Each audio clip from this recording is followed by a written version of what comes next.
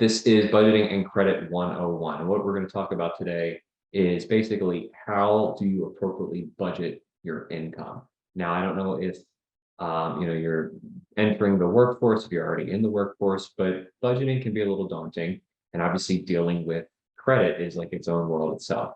And I commend everybody for spending their Wednesday evening listening to me ramble on about budgeting and credit. So thanks for coming. All right, so about myself. So like Chantal said, I am a certified financial planner. So what I do is I help my clients plan to reach goals, whether it's, reaching retirement. How much do I need? How should I be saving for that? If I want to buy a beach house or I want to save for my kids' college or my grandkids' college or whatever the situation may be, I counsel my clients on how to save appropriately and reach goals. And including budgeting and different services like that for my clients, estate planning. I mean, the list goes on and on. But what I'm going to be focusing on today, or the scope of this presentation, is just on budgeting and credit counseling. I am an alumni of UD. I went to UD from 2011 to 2015, so I'm a 2015 grad. And I was the student founder of the financial planning major that some of you may be a part of, or none of you. But it was a brand new program when I was a sophomore. I worked with a couple professors at Delaware to establish the program. I was one of the first graduates of the major. It was me and two other individuals. And I was also an economics major. I was in the student government. I was in Alpha Kappa Psi, which is a business fraternity. So I was pretty involved. I also worked. I worked at the phone center. So all those phone calls that you get from University of Delaware asking you to donate, I was one of them at one time. It was a fun job. But then I had a mentor all through college, and my mentor still is a partner at my firm, Financial House in Wilmington. And it's kind of a natural fit for me to join that firm, given my experience and why I wanted to get in financial planning and all that kind of jazz. So I ended up there, and I've been there since 2015. Graduated on a Saturday and started on a Monday. So that was I didn't have any break at all. So that's a little bit about me. Before we go any further, now that we're on Zoom, if anybody has any questions, I think it's probably easier just to kind of wait until at the end for questions, just because it's hard with this like whole Hollywood Squares thing, people just shouting out questions. If we were in person, it's a little easier, but we'll just kind of wait until the end, unless you have some like dire question that can't wait. I don't know if there's a way that you can raise your hand on here, but just let me know. All right, so why do we budget? Good question. Well, obviously, the main reason why we budget is because we want to allocate our income across all of our necessary expenses. And I'll get to what the different various expenses are in a minute. But that's why we budget. We know that we have money coming in and money's going to go out, but how do we allocate it so that we know that we're saving, that we have enough money going to our fixed or guaranteed expenses and things that obviously are variable. So we want to make sure we're saving appropriately too. There's different types of savings. So you have personal savings, which is more of your kind of like day-to-day savings account. I want to save for, I don't know, a new car next year. That's your personal savings. Then you have your emergency savings, which is, what if I got laid off? What if, I don't know, my car died? Or what if, the refrigerator at my house decided to, die, overnight or whatever, and I need to replace that. Obviously, you want to be able to cover that expense. Then retirement savings. Most of us are going to retire at some point in the future, and the only thing you have on your side is time. It's not about the amount of money, so to speak, especially while you're young. It's about the amount of time. So that you have a fixed amount of time that you can save for. How do we appropriately save to reach that goal? That's something I deal with clients all the time. But for today, we're just going to talk about just the number, just putting money aside, not the goal or the plan. Then we also want to create room to comfortably spend. Obviously, my job as a financial planner is to make sure that you are obviously saving appropriately, but I want you to also enjoy your life. Not everything in life is about saving and putting every acorn in a pile. You want to be able to put some money away, but you also want to live and enjoy your life, because just how you can save for retirement, retirement's not guaranteed. Unfortunately, sometimes people don't make it to retirement. You want to make sure that you live your life to its fullest. But you also, like I have on the slide, you want to live and enjoy your life responsibly. Obviously, it's nice to go out and have fun and go on 16 vacations a year, but there are other things that you may want to consider saving for. That obviously you have to make a little bit of a sacrifice today to comfortably save for that. All right, so let's talk about income allocations. So for everything going forward, I will be basing the numbers on net income. So obviously, if you have a job, you're self-employed, whatever that may be, you have a gross income, and then you have maybe it's contribution to a retirement plan, and you have insurance, you have health insurance, you have other things that get deducted out, and taxes. So everything that I'm going to be basing this on is your income after taxes, or your net income. That's the money that obviously hits your checking account or whatever you have set up. That's what hits your wallet every month, every other week, however you're paid. The rule that is very important to remember is the 50-30-20 rule. I know, super easy numbers to remember. But what this means is 50% of your net income should be allocated to fixed expenses. And I'll get to what fixed expenses are in a minute, but those are the things that are the same amount every single month. They do not change. Maybe they change it once every couple of years or so, but those are fixed expenses.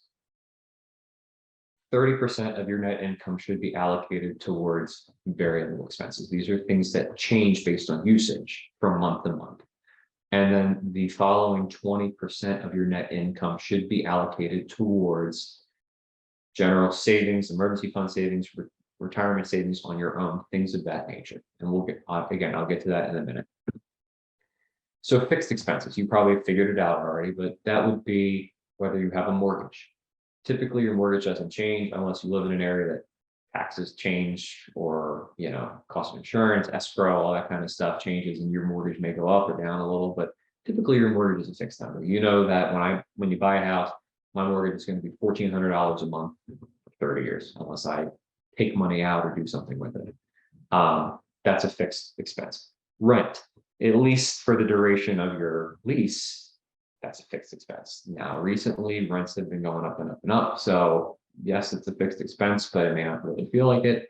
Even if you're going month to month, some people are saying that their rent is changing every 3 months. So, but for the purposes of a budget, that is a fixed expense. Another fixed expense would be a car payment, a lease. You know that when you go out and buy a car, that your car payment is going to be $350 a month for 6 years. However you have it financed, or whatever the lease schedule is, that's a fixed expense. Car insurance, unless you traded in a Toyota Corolla for a Mercedes-Benz, the car insurance is going to basically be the same every month.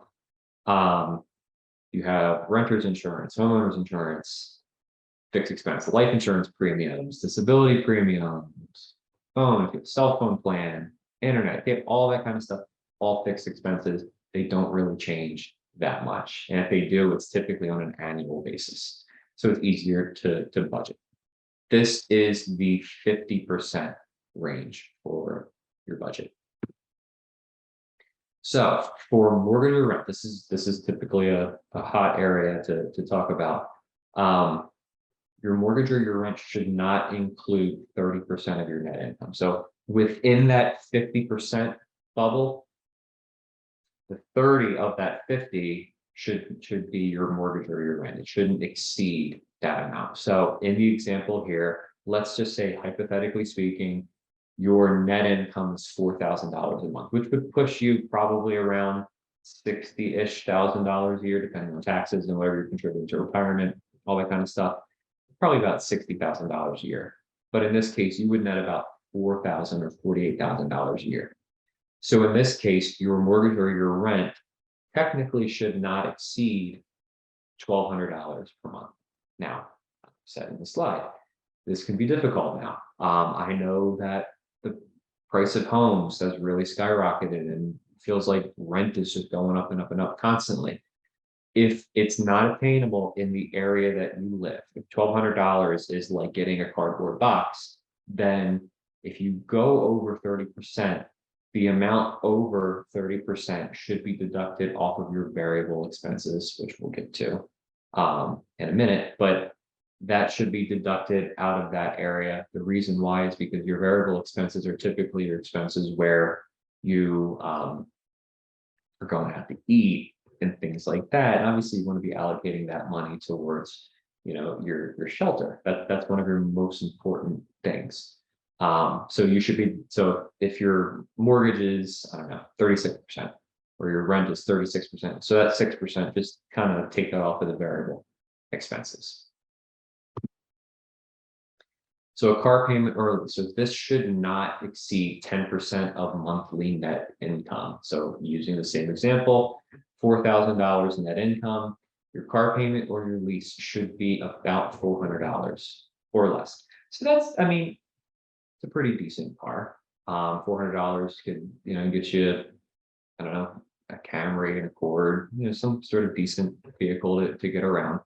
But that's what you should be budgeting for. Now, this isn't super difficult to do. Obviously, if I make X, I should probably be staying around this kind of budget for a car. You just have to be disciplined. That's finances or financial planning in general is just being disciplined. It's kind of like comparing yourself going to the gym and working out on your own and being upset that you're not seeing results, or going to the gym and having a personal trainer. The personal trainer, you typically don't see results unless you're disciplined. If you're disciplined enough and you say, I got this, I can handle this, I've done enough research, or I've been reading a lot of books on this, it's not hard to get it done. If the payment is less, so if you, I don't know, you get some car, you decide you're going to go buy a scooter or something like that, and your car payment's $200 a month, your scooter payment's $200 a month. Just take that extra savings and then push that into your savings vehicle. Now, car insurance is obviously dependent on the type of car that you have. So try to keep that at 5% of your monthly income or less. If you have like a regular car, it's not going to be that much, but if you're rolling around in some like 15-year-old BMW, it's probably going to be pretty high. At that point, you're probably only going to want liability on it. You may not need, true coverage of the car because it'd be easily replaced if there's damage to it. At that point, the value is so low that you probably don't want to be insuring something that's worth like $4,000. It's easier just to pull that out of your savings account rather than paying all this insurance every month on it. But that's a completely different topic. I'll digress from that. All right, so insurance. So there's different types of insurances. We're obviously still talking about like your fixed expenses. One is renters or homeowners. So if you're renting, you should, I don't know if you do, but you should have a renter's policy that covers your contents and things like that. If the apartment complex or the house burnt down, none of your stuff would be covered in that event. So that's what renters is for. Homeowners insurance is a completely different ball of wax because that protects the asset that you own. Homeowners is usually wrapped into the escrow charge as long as you have a mortgage. So it's kind of all encompassing in your mortgage payment. But if you own the house outright, then it's you pay that in taxes as a one-time check every year. Renters insurance, that ranges typically from like $10 to $20 per month based on the contents value. So if you're insuring $10,000, it's gonna be $10. If you're insuring 25 or 30,000, it'll probably be more like $20 per month. So it just depends on if you have a bunch of work equipment that you're trying to insure, you may want to get more. But anyway, so that's renters and homeowners. Life insurance, I could talk about this for 16 hours, but life insurance, I'm going to break it down into two different types really quickly. So one is term insurance. A lot of times you have it through work, but it's usually not enough. If you have a family, if you have a house, you have assets, you have things that you're trying to protect, one through work, one times your salary, typically isn't enough. But that is a fixed term period. So 15-year, 20 or 30 year for a fixed amount of death benefit. Term's very cheap. especially if you're young, if you're in your 20s or your early 30s, it's dirt cheap. And it's a lot of insurance for a low premium. And there's permanent insurance, which there's a bunch of different types, but that's typically for someone who wants to insure themselves for their entire life, all the way out into the future, and they're trying to build up some sort of cash reserve. But that's another type of insurance. But term's the cheapest, term's most common, especially for younger people who are just getting started or getting in the workforce. Term's a great way to get insurance, or a lot of insurance for a little bit of premium. Lastly, there's disability insurance. A lot of time disability is covered through employers. If you're self-employed, you got to do it on your own. But if you feel like you don't have a disability plan, or you don't have enough of a disability coverage, then you may want to consider getting a disability plan on your own. It's basically you're just insuring your income. It's based on that. So that's the case that I would highly suggest looking into a disability policy. All right, so we talked about fixed expenses. Now let's talk about variable expenses. So variable would be like your utilities. That goes up and down based on usage. So if you have electric and natural gas wherever you live, during the winter months, your electric will probably be a little lower, but your natural gas is going to be higher because you're heating your home. In the summertime, when you're not really using gas other than maybe heating your water for hot showers, and you're using AC, your electric bill is going to be really high and your gas is going to be low. So that's a variable expense. Gasoline, obviously, you may drive more during the summertime or whatever and the price, as we can see, varies greatly, especially recently. That's a variable expense. You may pay more for gas one month than you would a prior month. Water and sewer. If you own a home, or you live somewhere where you're responsible for that, again, it's based on usage. So if you're using more water in the summertime because you're washing your car and doing all this other stuff, your water and sewer is going to be a little bit more expensive. If you live somewhere where there's a well, you may not have a water or a sewer bill. So that's just an example of a variable expense. Groceries, some months you eat more than others. If you have any installment loans outstanding, that's variable because they can change sometimes. And then any miscellaneous expenses like going out to eat, birthday gifts, holiday gifts, just things like that come and go throughout the year, that would also be considered a variable expense. Like I said, utilities, gas, all that other stuff is based on usage. In the example that we've been talking about, and don't worry, I'll have an actual shot of a working budget when we get a couple slides in, so you don't feel like you have to chicken scratch all these numbers and such. But in the example of $4,000 of net income, $1,200 would be reserved for variable expenses. So that's that 50, 30, 20. So that 30% would be $1,200. So that would basically be sorry, I don't want to put that there. So it would be $1,200 per month for variable expenses, roughly. So when we get to the budget and we put them all in there, you'll see how that kind of gets allocated amongst all the fixed expenses and whatnot. All right, so talking about variable expenses a little bit more. Groceries and miscellaneous. Typically, the average person spends about $400 in this area. So if you can think of like $100 per week at the grocery store, that's like the average for it. If you're like some sort of big time chef, you may be spending a little bit more at the grocery store, but the average person is about 400. So for the example, that's what I use. A little side note, if you're trying to save a couple bucks at the grocery store, you probably already know this, but you can take advantage of like store brands sales. There are a lot of apps now where you can, if you shop at Acme or whatever, it'll automatically load coupons into your purchase. Like Target, if you shop at Target, the same thing with the red card or the My Target app.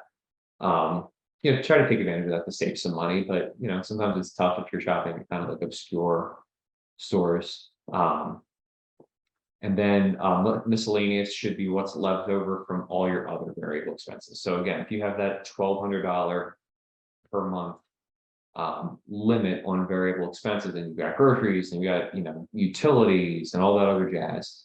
The rest of it should be reserved for your miscellaneous expenses. Some months maybe more than others, but that's why it's a working budget. And we'll get to that in a minute when we actually get to the spreadsheet of the budget. Okay, loans. Loans are another variable expense. So student loans are the most common variable expense. Sometimes they vary, or sometimes you may want to throw a couple more dollars to that loan each month. With income-based repayment plans, they've kind of picked up in popularity, especially with interest rates and balances getting larger and larger. It seems obviously we have the student loan forgiveness that is coming out that the application's open for, but even then it's not really solving the problem. It's helping people with loans, but that's a whole other topic to talk about. But the income-based repayment program is getting popular because at least that depending if you're on the repay or the repayee, there's two different federal programs, that you're going to have forgiveness either in 20 or 25 years. Now, keep in mind, whatever's left over after that time is forgiven, but it becomes taxable income in that year. So you're probably going to want to save on the side to cover that year of taxes. I have some clients who, went to, medical school or vet school, and they have $300,000 in student loans, and they know that, hey, I'm going to have 180 of it in 20 years that's going to get forgiven, but that's $180,000 of taxable income. So you better have $50,000, $60,000 on the side at that time to pay the tax for that year. It's going to become taxable income. But that's, again, it's a whole other topic. I'll digress from that. In the example, the same $4,000 net income situation, we have the $1,200 for variable expenses. We have $325 typically for like utilities and stuff like that, $400 for groceries, and that leaves us $475 for loans and miscellaneous. For the income-based repayment, typically that is a 15% cap on discretionary income. So whatever that number is, that is what your your allowance for the student loan repayment is. But this fall, it's actually lowering to 10%. There were a couple of things that went through in Congress, and the discretionary cap is being lowered to 10%. So that'll be a nice change for some people who are on that program. And that just helps you kind of start saving for retirement. Getting on the income-based one makes that payment a little bit less, and that allows you to kind of have a little bit more comfortable lifestyle, save for retirement, put money away for yourself, because you don't want to be strapped for the first 10, 15 years of your life. That's the time that you should be trying to save for the future. It's all about time, like I mentioned earlier in the seminar. With our example, the income-based repayment for a lot of people ranges between like $100 to $200 per month for their student loan payment. So in our example, that would leave us with about $275 per month for miscellaneous spending. So going out to eat, going to get a couple drinks with friends, if someone's having a birthday, just different things like that. That's what it would leave us with. All right, lastly, savings. So this is the 20% of net income. In our $4,000 per month of net income situation, this would leave us with $800 per month to save. And obviously, like I mentioned before, we've got personal savings, emergency savings, and retirement savings that I'm going to break down in a second. So for personal savings, this is like your short-term stuff. You're trying to save for a car, or you want to save for down payment on a house, vacation, you want to get a new MacBook, whatever it is. That's like personal savings. That's your short-term savings vehicle at your bank. Obviously, we've been counting on the 50-30-20 rule.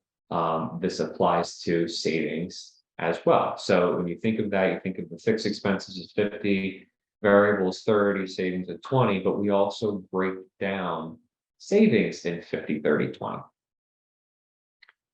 All right, so in this case, $240 would go to personal savings.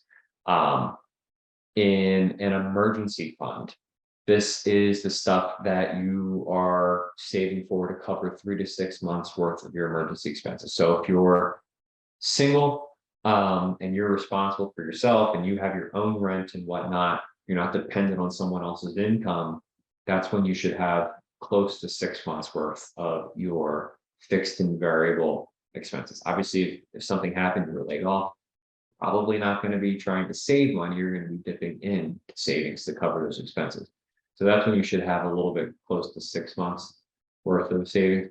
If you're married or you're partnered or you're just cohabiting with someone and you are dependent on each other's income, typically it's safe to be like 3 to 4 months, because the odds that two people are going to be, out of work at the same time, the same duration, very rare. Obviously, it does happen, but it's rare. And typically one person will get back to work sooner than the other, but try to aim for like 3 to 4 months in that situation. But in our example, if we're looking at we'll just call it 3 months, that means that you should have like close to 10 grand in an emergency fund. And I'm not saying go run out and get that today, but it's going to take time to save, to build up to that level in the emergency fund, so that if something happens, if you were laid off or your partner was laid off, or the fridge died and you need to go run to Home Depot and get a new $2,000 fridge, you've got the money to do that. It's not going to be a pain. Now you're going to charge it on a card and then spend the next 3 years paying it off. You have the money, so that's what it's there for. But in that 6 month situation, if you're single, I know it may seem like a large number, but trying to get close to that $19,000-$20,000 number, that's a comfortable emergency fund to have. It just park in savings and keep it there. Don't touch it. Just let it sit there in case of an emergency. In this situation, you want to allocate 50% of your savings budget to cover this. So in our $400 or in our $800 per month savings point, 400 of it would be going towards an emergency fund until you get to that $10,000 or that $20,000 number. That's when you can start allocating that $400 to other areas in savings. But for now, you're going to want to allocate half of that number to saving for emergency expenses. And lastly, retirement savings. So like I said before, when we first started this, in your your employment, your income and gross income and whatnot, a lot of times retirement savings is automatically included, like in, as a part of your 401k or 403b or 457 or whatever plan you have set up through your work for yourself, if you're self-employed. That gets deducted out of your gross income, and you eventually arrive at your net income. But just because you are contributing to a 401k or 403b or whatever, doesn't mean that that's it. That's the end all be all.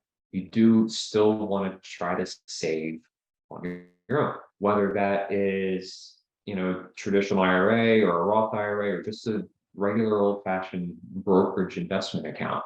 Having that savings for the long term makes sense. It will only help you over the long run. So in this case, 20% of that savings number should be allocated towards retirement savings. Now, if you're already participating in a 401k, you may not want to do the traditional because there's really no tax benefit. At that point, you want to consider like a Roth IRA, provided you qualify under the income limits, or some other deferred savings vehicle that exists. You want to allocate 20% of that to retirement. So in this case, $160 is what should be allocated each month to a retirement account, like a Roth IRA or some sort of brokerage vehicle, to save for retirement. I won't get into the weeds on that because that could be its own presentation, but if you have questions at the end about that, I'd be happy to answer.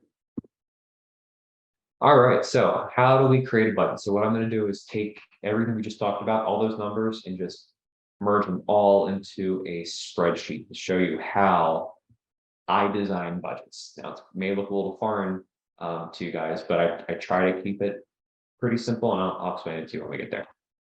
All right, so here we go.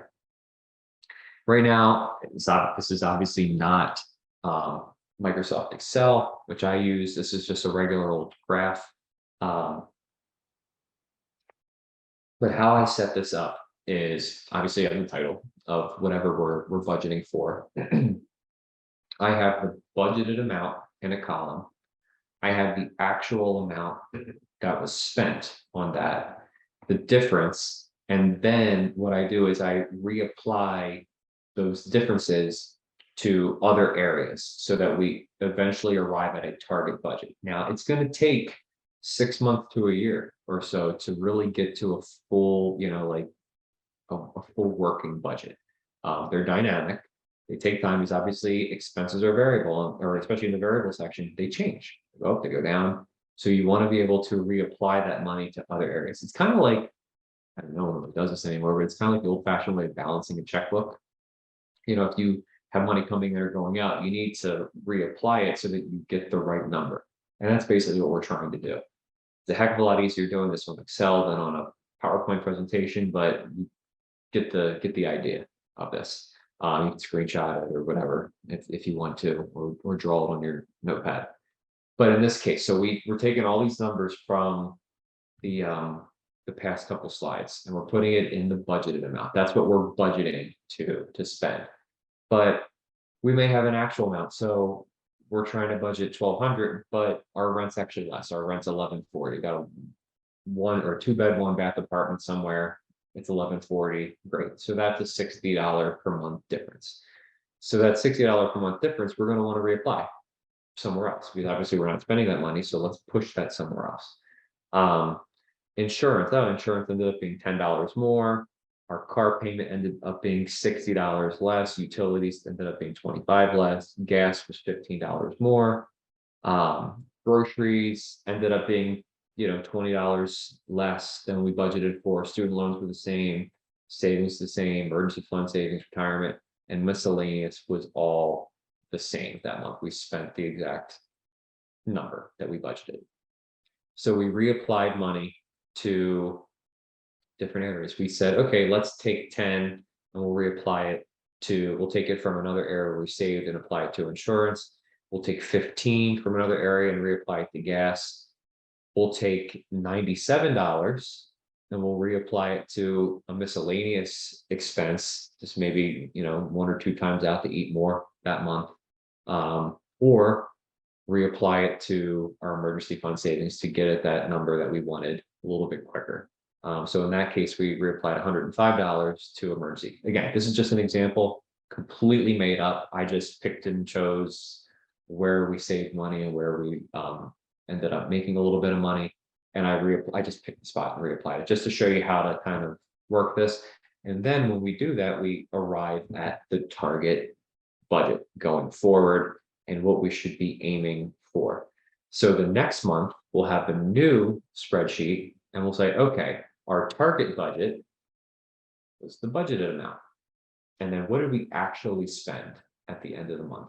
Now, if you're using apps like mint.com or if you use like American Express and it kind of breaks down what you're spending and it tells you, oh, you spent X amount of dollars on miscellaneous or coffee or gas or whatever, that's great. You don't have to do all the math and go through your bank statement to pick and choose and do all the heavy calculating on your own. You just take the number from that website. But that's what we're doing. We're taking the target at the end of the month, we're pushing it over to the budget amount and then doing the same thing going forward so that when 6 or 12 months go by, you have a really, really good idea what your budget's going to look like every month. Because hey, all my friends' birthdays in May, so I know I'm going to be spending more money in the miscellaneous section that month. Hopefully that all makes sense. We have questions at the end. I'll answer that for you guys. All right, like I said, make a new sheet each month to keep track of your expenses over the 6 to 12 months. That's how you kind of arrive at that full working budget, and you can refer to it each year, like every January. Let's keep track of January. What does that look like? Because obviously your expenses change throughout the year. You may drive a little bit more in the summertime. You may spend a little bit more on electricity in the summertime because of air conditioning, just different things like that. I mentioned mint.com. If you have an American Express card, Discover card, a lot of those services now, I mean, they'll tell you what you spend your money on. Or if you pay your bills to your bank account, they'll tell you what it is, what service it was. So yeah, just keep things like that. It's less work for you, and it'll really help you with creating a budget for yourself. All right, so we talked about budgeting. Now I want to talk about credit. So obviously, credit is a very daunting subject because there's a lot of pros and cons with credit. Credit can be your best friend or it can be your worst nightmare. It can be your best friend if you have really, really good credit. But if you don't, if you had a hiccup in life and your credit is low, it can really affect you. It can affect getting insurance. And some carriers now look at your credit score when you're getting, car insurance and things like that. It can really affect you, and have lasting impacts on, your financial life. So this is something that I talk about quite a bit with especially younger clients as they're establishing credit, because it's nerve-wracking. And obviously, the goal is to have a good credit score, but sometimes that's not the case, and sometimes it's harder to dig out of. It's harder to dig out of a bad credit score and get to a good credit score. So it's good to start off on the right foot. So let's talk about credit. All right. So what is credit? Well, the plain and simple answer is it's a means to score your ability to pay back or satisfy a debt agreement. So what is a debt agreement? Debt agreement could be a mortgage. It could be a credit card. Yes, a credit card, you have a credit limit, but if your credit limit's $5,000 and you put $4,000 on that, you agree in your contract that you get when you sign up for a credit card that you will satisfy that debt. And if you don't, there's going to be a 25% interest charge and late fees and all that kind of stuff. And if you miss that stuff, or you're not paying it, or you're holding a revolving balance, credit score is going to change. So it's a means to score your ability to pay back or satisfy a debt agreement. There are 3 reporting agencies that exist. One is TransUnion, one is Equifax, and one is Experian. They each have their own formula. So that's why if you go online to look at your credit score, you'll see all 3 of them. That's why they all look different, because they get data at different times, but they also have a different formula to arrive at a credit score. If you are getting a credit card, or you're buying a car, you're buying a house, or leasing a car, whatever you're doing, it revolves credit. Most of the time, the lender will look at your middle score. So if you have a 700, a 720, and a 730, they're going to take 720 because that's the middle score. It's not an average, it's the true middle. So that's what they're doing.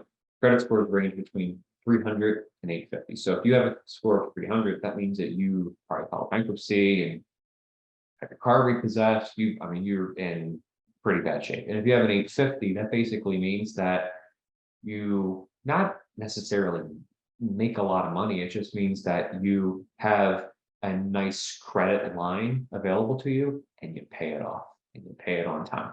So that's where you get the really high credit scores. But I'll talk about all this in a little bit. So there are 2 different types of credit scores.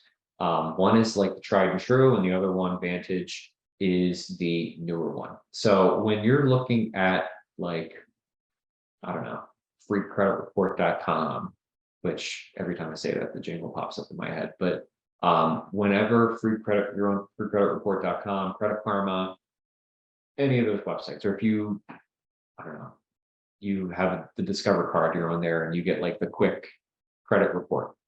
That is Vantage. That is more of like your consumer credit. They have a proprietary formula, just like FICO does, but it's like the quick access. It's not like the all-encompassing credit score. So that credit score will look different than your true FICO. You could be, on Credit Karma and it looks like your credit score is 780, but then you go and open up a credit card and you get we pulled your credit and you get the little note in the mail and it says your credit score was 818. And you're like, okay, so because Vantage isn't really capturing everything, but it's up and coming and it's actually starting to get up there with FICO. The only reason why FICO is still like the most common one is because it's the only one that the government, US government recognizes right now. But credit's actually fairly new. It's only about like 35, 33, somewhere in there years old. It's pretty new topic, but it's a way to kind of support people on their ability to repay debts. So anyway, you get FICO and Vantage. FICO and Vantage both have proprietary formulas that they have to figure out everybody's credit score. In FICO, 690 to 719 is considered a good score. So if you are in that range, you've got good credit. If you're above that, you have excellent credit. If you have below 690, like average. And if you're kind of below 580, that means like you're in the needs work category. But if you're kind of in that 690 to 719, you're doing something right. The FICO one, like I said, it's recognized by the government, and government backs our mortgages. So that's why when you're getting a mortgage, they look at your FICO credit score. That's the one that's favored by mortgage lenders. Credit factors. So this is the weight that FICO puts on different areas of your credits or on your credit so that they can arrive at your credit score. So the heaviest weighting is payment history. So when you are, click the button to apply for a credit card, you're applying for a mortgage, or you're applying for a car loan, or whatever it may be, the lender is first, or the credit score company is looking at your payment history. So it's saying, hey, Joe Smith, he's had he had 2 credit cards for a long time, and he pays them off every month. Boom. So that's the most weight. Then the next largest weighting is the amount owed. So, this guy has a $20,000 credit limit on 2 cards. So he has $40,000 total, and he has $30,000 of utilization. And he's been late a couple times. Probably not a good credit score. But if, Joe Smith has, $40,000 total credit line, and he has currently $1,500 on there, but he pays it off every month, he's going to have a really high credit score. The next highest is length of credit history. So if you have 5 credit cards and each of them you only had for a year and a half, it's going to affect your credit score a little bit because you haven't had that line open that long. It's not enough data. But if you've had 1 credit card, like for me, my first credit card was a JCPenney card. That's where I shopped when I was in high school or whatever, in the beginning of college. That was my first credit card. So I've had that card for 15 years, let's say 15, 16 years. So that's like my oldest credit card. And then I didn't get another credit card until I was in college. So that card is 10 years old, 10 or 11 years old. And then, most of my credit cards I got when I was an adult. So I have those 2 cards that are old, and I have a bunch of credit cards and a car loan and all this other stuff that's fairly new. So my average credit length is short because I have those 2 outliers, but most of them are within the past 5 years. So that affects credit. If you have new credit, so if you applied for a new credit card recently, that'll have a short-term effect, but that affects your credit score, obviously. And then different types of credit. So, a mortgage or a car loan or a lease or student loan or credit card, they all have different weights. Mortgage is a better type of debt, so that has a higher weighting out of that 10%. But like, like a student loan or something like that's falls a little bit lower. But in these cases, like for payment history, the goal should be to pay off your balance every month. If you've got $4,000 in savings, don't spend over $4,000 on the credit card. You always want to have the means to pay off that balance when you're charging something. If you have $4,000 to your name and you just bought something worth $6,000 on a credit card, that means that you're going to have balance now because you obviously have this budget that you should be sticking to. it's going to be hard to pay that down. And it's going to affect your credit score. And that means that anything that you do going forward is going to be affected because of this number that's attached to your name. If you do have a revolving balance on your overall credit line, try to keep that under 10% utilization. So if you have $20,000 of total credit line across a couple credit cards, try to have under $2,000 of revolving balance every month. That means carrying it over into the next payment period. That will help keep your credit score in check. For length of credit history, don't cancel or let a card expire. Sometimes people say, I just don't want it anymore. That, yeah, I get that. But at the same time, if you start canceling cards, you're lowering your overall credit line, which will affect your credit score. So it's good to just keep it open. Maybe do a purchase every once in a while, like go to Starbucks with it and then pay it off. You're keeping it fresh, you're keeping it open, and you're showing that you're using it, you're paying it off. It's great for your credit score. For new credit, every time you go to a new store, don't apply for a card. Because if you keep applying for cards all the time and you are getting approved, it's keeping your length of credit history really, really low, which is going to affect your score. But every time you're applying for that card, you're getting a hit on your credit card. If you do it once every year, it's fine. But if you're like every other month you're applying for a new credit card, it's gonna negatively affect your score. Credit pulls. So there are two types of pulls. There's a hard pull and a soft pull. Hard pull is if you are actually applying for something and you're saying, hey, I'm interested in this new line of credit. Pull my credit so that you can see that I'm, upstanding citizen, I've paid off my debts. It's a hard pull. A soft pull doesn't affect your credit score. A soft pull is like you got that pesky letter in the mail saying, oh, you got pre-approved for a credit card. That's a soft pull. That does absolutely nothing to your credit score. Even if you are like mortgages on the screen. If you're applying for, or you're not applying for a mortgage, but you're trying to get pre-approved for a mortgage and seeing what the rate is, you're shopping for a mortgage, that's soft pull. That's not really, it's not a hard pull until you actually apply, or you pick a lender and you apply. Typically have like a window that mortgage lenders, or not the lenders, the credit bureaus will give you. It's like about 30 days. You go and apply, or you can't apply. If you go and inquire about a mortgage and you've shopped with 5 or 6 different people, typically the credit bureaus are like, oh, this person is looking for a mortgage. So they're going to give you a window of allowing you to just have soft pulls constantly without it really affecting your score. But if you are constantly getting hard pulls on your credit, you bought a car, or you bought a house and you bought a car, and then you open up a credit card and all this kind of stuff, it's gonna affect your score. It's gonna bring it down for a little bit. All right, credit factors that do not count. So checking your credit score. So if you go and pull your credit on your own through like one of the websites that tracks your credit score, that does not affect your credit score. Now, obviously, you can't check it on your own. Hold on to it and say, hey, don't check my credit score. I have it right here. The company still has to check it on their own. But doing that doesn't affect your score.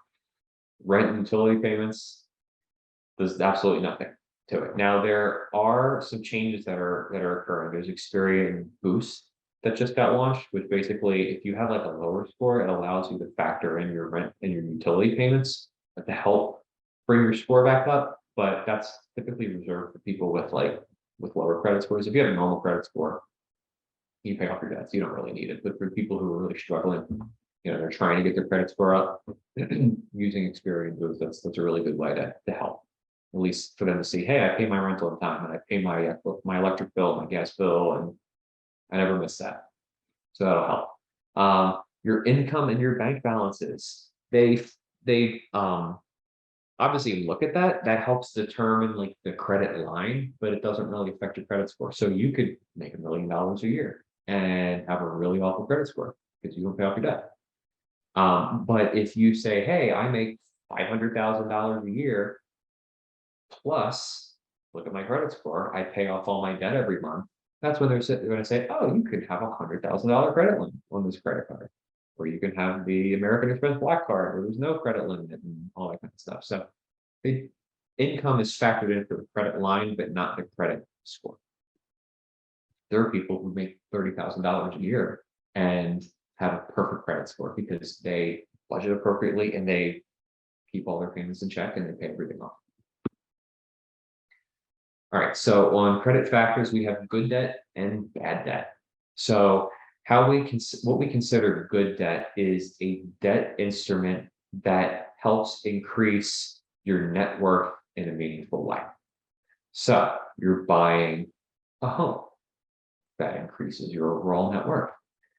Buying an investment property, that is buying an asset, that is increasing your overall net worth. Buying a business, you're buying into a franchise or business opportunity, partnering up with someone, that is creating an asset. Taking out a loan to buy an asset, that is a good debt. A car is a depreciating asset. Now, it's a means to help you get to business or whatever, but it's a depreciating asset. So even though most people need to finance cars, you're taking out a loan and you're paying more than what the car is worth for something that's kind of going down in value over time. So that's not considered a good debt.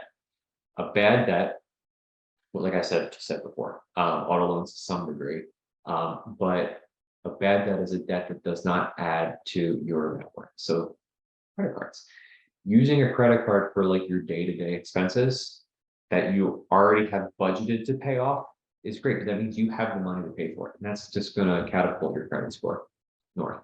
But if you're just kind of going around buying shoes and buying all this kind of stuff and you think, oh, I got a $5,000 credit line, I can just spend $5,000. Well, are you able to pay that off? Is it helping you in some way?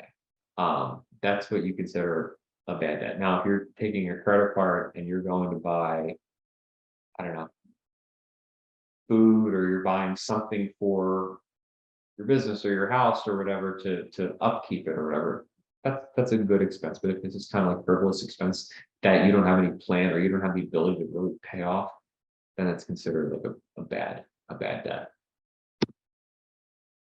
Mortgages. So this is a common area that I have a lot of questions for, in terms of credit and debt and all that kind of stuff. So when you're applying for a mortgage, a lot of times the lender is trying to figure out what your debt to income ratio is. So what they're saying is, let's take all of these debt payments, including this potential new mortgage, and add them together. And if it's more than 36%, all that together of your gross income, not your net income, like I was talking about before, your gross income. If it's more than 36%, typically the mortgage is a no-go. Some carriers will go up to 43%, but most will deny above 36. There are a handful. Some lenders that partner with like state agencies that, kind of get first-time home buyers, get them some extra money, things like that. But if your debt to income ratio, the rule of thumb is it should be less than 36%. And the mortgage person will say, hey, that's when they come up with the pre-approval letter and say, the max loan you can get is $290,000, because that's enough for that mortgage payment would set, and that interest rate would dictate less than 36% debt to income ratio. Obviously, you don't want to spend all the way up to the pre-approval limit. That's a whole other topic that a mortgage lender and a realtor would be really, really good resource for. But at least you say, okay, I know that I need to stay under that number.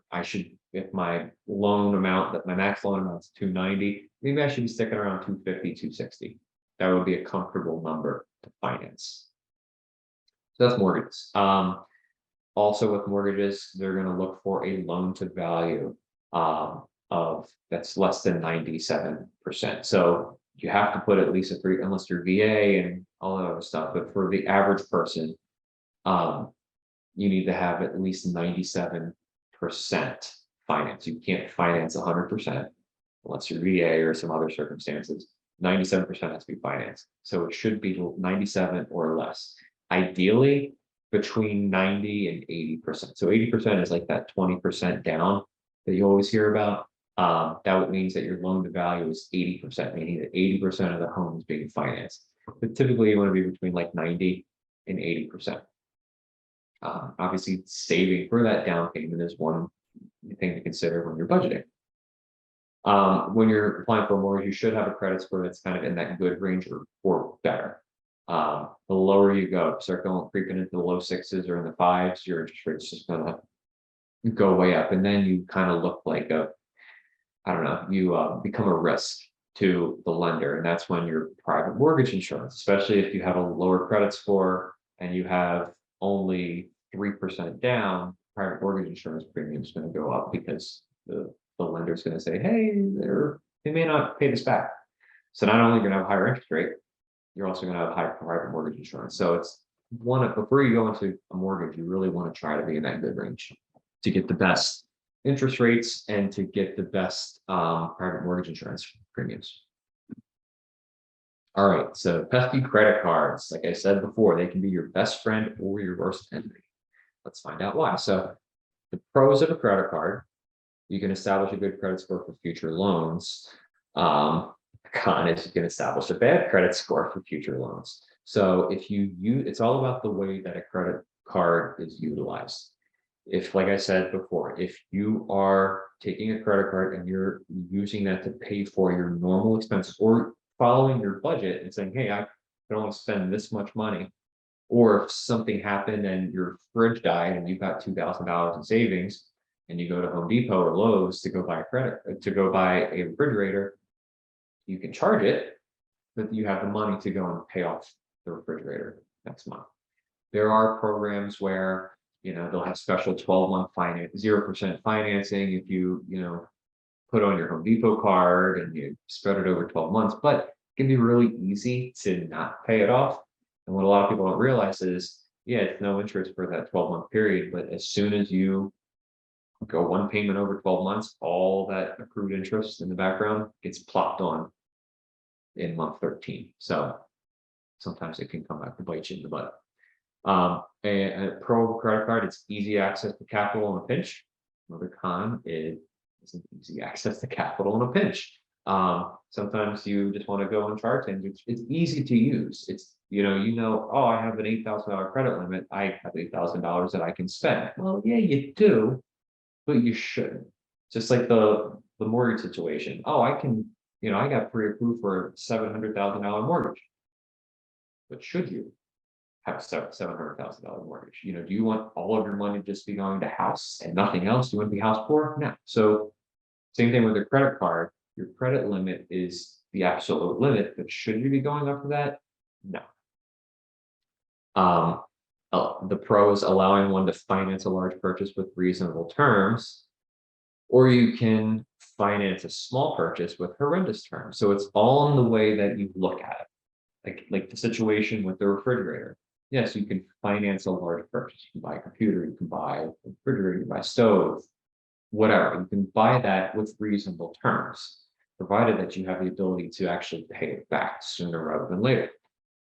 But you have some people who don't budget appropriately, use their credit card the wrong way, and they're buying, McDonald's on their credit card and they're not paying it back.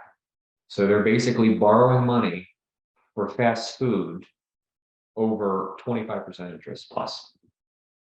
So it's all in the way that you're using it. Another pro of a credit card: points and cash back. It is a absolute great tool to actually make money sometimes. So if you're the kind of person who is using a credit card to pay for all of their normal expenses every month, and you pay it off, use your credit card, because a lot of times you're going to build up points. You can cash back. I'm in the situation where, like, I pay off my credit card every month, and I have a cash back card. I end up making like $30 a month just off of my normal spending. I make money on it because, of the taking advantage of the cards with the points and all that kind of stuff. If you have 25 cards, sometimes it's hard to keep track of, but if you have a reasonable amount and oh, I use this card for the grocery store, I use this to get gas, I use this card for whatever, knowing where the points are coming from. I use my American Airlines card for my travel and all that kind of stuff. You get Sky Miles and you get all the perks and benefits and all that stuff. Taking advantage of that kind of those benefits is it's priceless. A con of a credit card: it's easy to amount of debt. So if you're just kind of going and buying everything and not paying it off, it snowballs. It gets large, and the interest accruing and the compound effect of interest, it gets very dangerous. It can get very out of hand very quickly. But I think the one thing that I'd like all of you to take away from this is how a credit card, you have zero liability. And what I mean by that is obviously you're liable for the credit card, you're liable for your purchases. But if somebody stole your credit card identity, and I'm sure some of you have probably had your identity stolen before, you found out someone just bought $500 worth of random stuff in Texas on your credit card, that's not you, and you're not liable for that. So long as you report it to your credit card company and say, hey, that wasn't me, the credit card is out to $500 or whatever it is. If you use cash or a debit card and your cash is stolen or your debit card is stolen, that money is gone. Now, the bank may be able to report it and do some research and potentially get the money back. But in the meantime, between that and 30 days from now, you're out of that money. The bank doesn't just put that money back in there in good faith. They wait until they get the money back or find out how to get the money back and then put it there. So you're out money. Whereas if it's a credit card and someone stole your identity and started charging things, no one took your money. That's on the credit card, not you. So it's great to use a credit card appropriately and responsibly so that you take all the liability out of your transactions. If someone stole your wallet, you lost your wallet, and you have your credit cards there, right? Well, you need to turn them off. And someone's gonna have a really bad day when they try to use a credit card that doesn't work. You're taking the liability out of that, so it's safer to do it that way. I don't know how many times I hear people getting their identity stolen at gas stations, put in the pump, and they didn't realize that the pump had a little tracker on it. The next thing you know, $2,000 was put on their credit card in California, and they have never been there in their entire life. You use your credit card, and that happens, you're not liable for it. But if you use your debit card, well, someone just had a really good day taking all that money from you, and then try getting it back. It's very difficult to get back. So anyway, zero liability. I think that's one big takeaway from credit cards. Couple other things. One, never spend more than your miscellaneous budget on a credit card, or spend more than you have in savings. That's a takeaway. Another one is to pay it off each month. A credit card is a debit card if used appropriately. So, like the previous example, if you know that I have X amount of dollars in my account, or this is how much I can spend in my miscellaneous budget, it's like having a debit card because you have the money to pay it off every month. So if you're comfortable using a debit card because, oh, I know I have this much money and I'm not, gonna get into hot water, credit card is like a debit card if you use it the right way. And then take advantage of really good terms for large purchases if you don't want to deplete your savings. So, like the refrigerator example, if you know that you, for instance, like the Apple Card, if you're an iPhone user and you have the Apple Card, you can buy a new iPhone. You can, if you have the $1,200, great. That's great that you have the $1,200 to pay off the phone. You can do that if you really want to. Or you could keep the $1,200 in your savings account and hold on to it, earmark it, but pay the $100 a month over the next 12 months interest free. And that way you're paying on the phone each month, but you're holding onto the cash. You're keeping it in your pocket. So that's taking advantage of good financing terms. If you're the kind of person where you say, hey, I shop at the store all the time, and they have a program where, I can get, $200 in store cash if I use my credit card on this purchase, but I know I'm going to pay it off immediately, take advantage of that. It depends on what you're trying to achieve, but it's so as long as you have the money to actually pay it in full if you really wanted to. That's how you weigh which financing term that you want to take. All right, so summary, what did we discuss? We discussed credit just now. We talked about the 50-30-20 rule.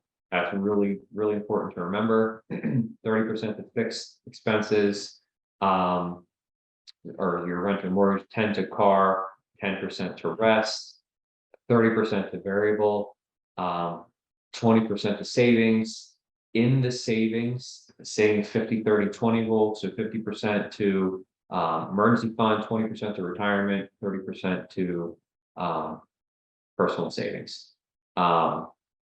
Utilizing the moving budget, so hopefully you screenshot it or wrote it down, take a picture of the phone, whatever.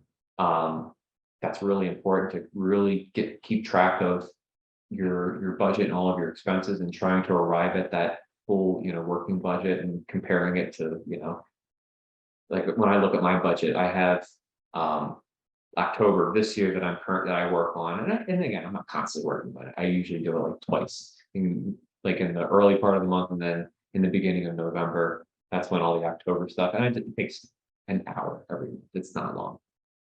It's not like this, huge task. It's literally just adding a couple numbers and putting them into a spreadsheet. But comparing last October to this October to see, okay, what did I spend on this, and what's different, what's new? I got a new car, that payment I got to adjust and help work on the budget. But hopefully you'll start utilizing that. Considering income-based repayments, if you don't make a lot of money and you say, hey, I need to save, I need to put some money in savings, I need to save for retirement, I have other things, I have other goals in life other than just paying down a student loan. It does make sense sometimes to consider income-based, because it'll help you be able to save rather than waiting until you're 45 years old to start saving for things. That's when sometimes it's a little too late. You could have been taking advantage of the past 20 years to save. And then lastly, credit cards can be your best friend or your worst enemy, provided that you use them appropriately.